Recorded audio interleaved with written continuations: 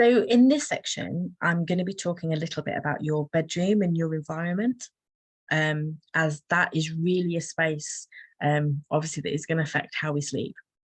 So I've got another little exercise for you.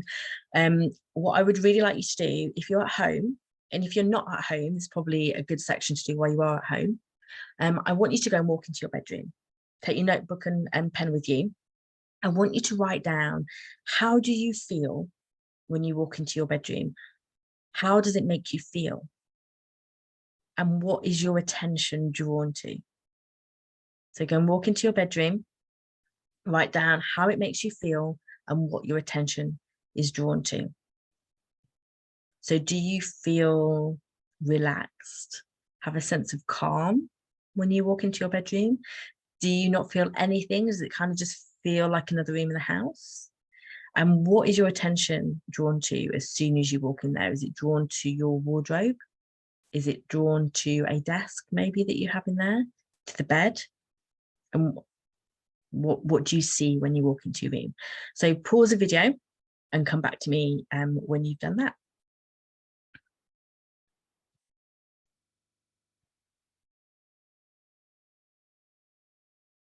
So we really underestimate how our environment affects our sleep. Now we can talk about our whole homes and where we work and how all those things affect how we sleep, from the amount of light that we get during the day through the windows at work or at home, to the cleaning chemicals and the fragrances and stuff that are in our environment as well. But just for this mini course, we're just going to concentrate on your bedroom. So that's kind of the main area. And it really does need to be a place that when you walk into it, you feel relaxed. You want to be in there. You kind of let out a sigh of relief because you know the day is done when you walk into your bedroom. So what that can mean though, is that there's no work things in there. There's no desk. There's no piles of clutter. There's no piles of clothing and piles of books. There's no garish colors or feature walls or really crazy pictures.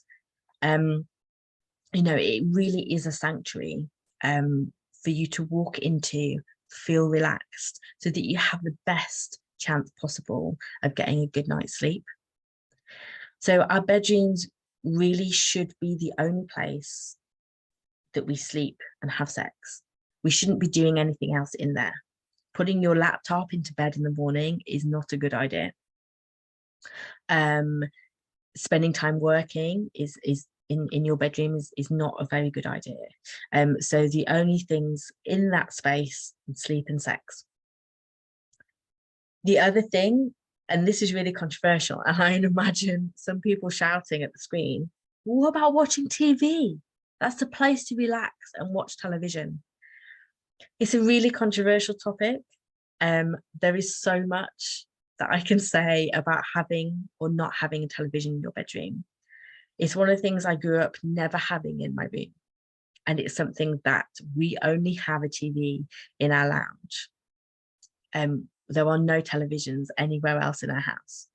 And that's for a number of reasons. So in terms of how TV affects your sleep, it attracts dust. If you dust around your television, there is always so much more dust around it than any other space in your house, unless of course you hardly dust.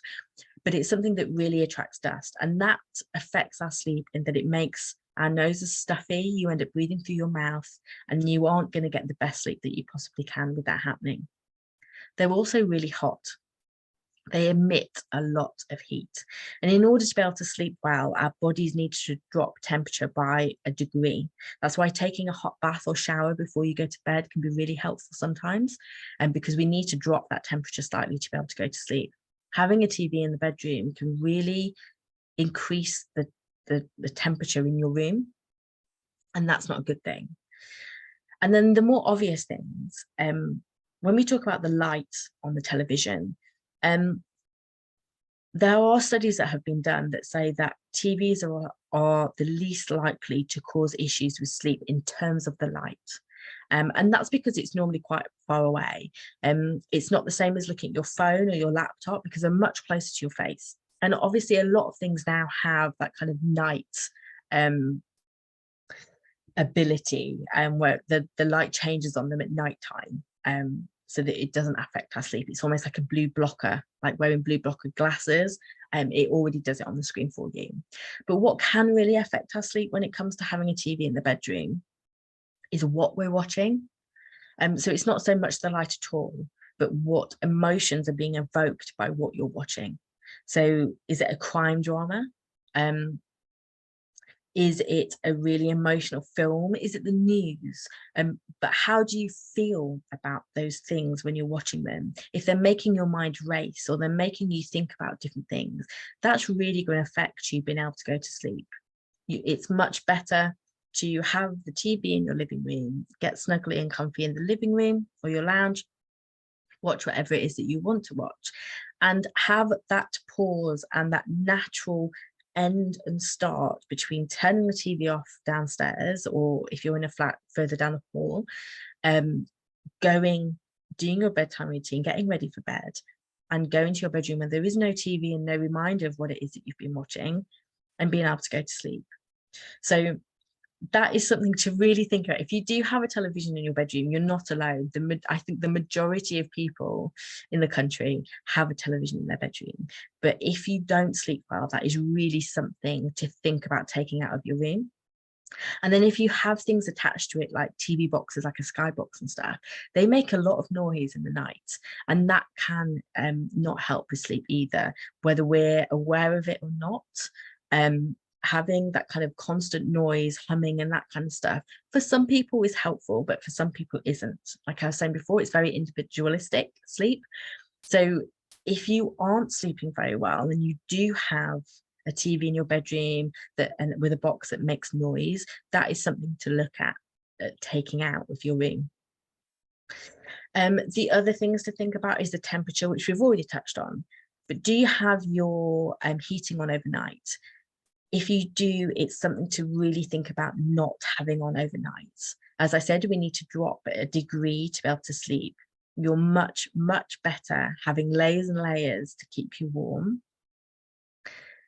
and being able to regulate your temperature that way than having your heating on, because it makes things stuffy and it can make you too hot, and that can really affect your sleep. The other thing to think about, which is quite obvious, is your mattress and your bed and your bedding.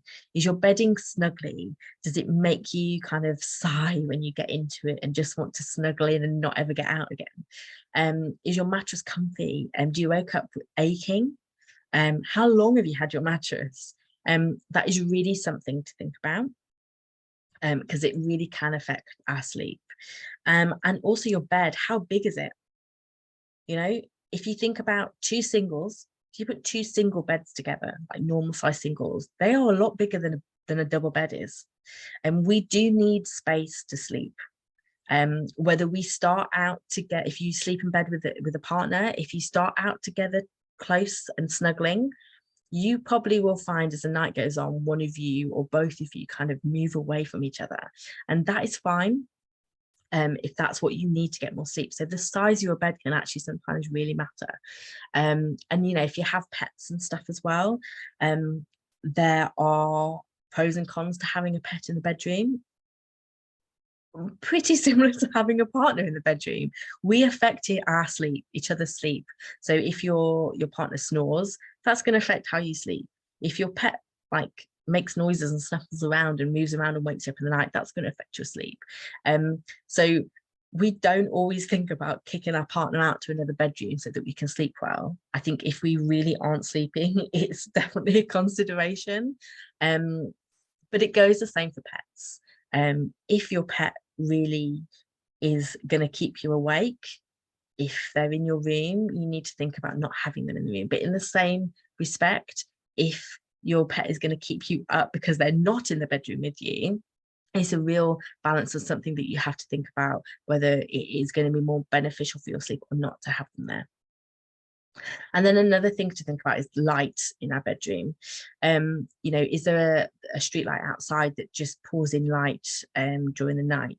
Do you leave lights on in the bedroom or outside the bedroom. You know, getting up to go to the toilet in the middle of the night, if there is a light on, that can actually kickstart us wanting to wake up, as our hormones like the melatonin that helps us and regulates our sleep, that working with cortisol, the stress hormone, is what wakes us and makes us go to sleep and then wakes us up.